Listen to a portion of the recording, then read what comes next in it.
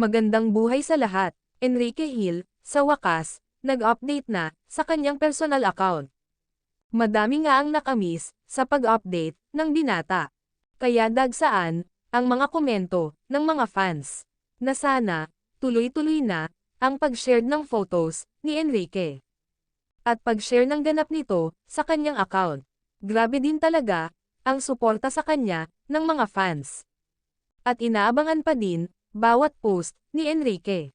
Sa binahagi ni Ken, di mawawala ang pagka-sweet nito kahit sa mga animals. Sadyang napakabuti ang puso ng binata. Talagang nag-enjoy si Enrique Hill sa pagstay nito sa Dubai. Samantala, fans na notice ang suot ni Enrique Hill na bracelet.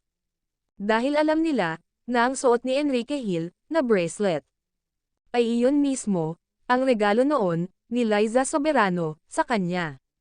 At ayon pa nga sa kanila, pati ang kwintas na suot ni Liza Soberano sa Dodgers ay regalo din daw yon ni Enrique Hill.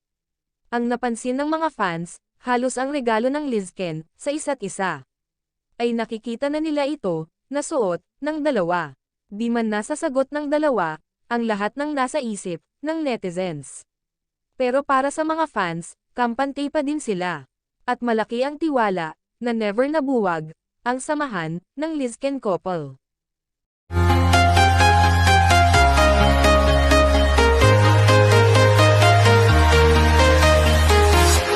I'm walking alone.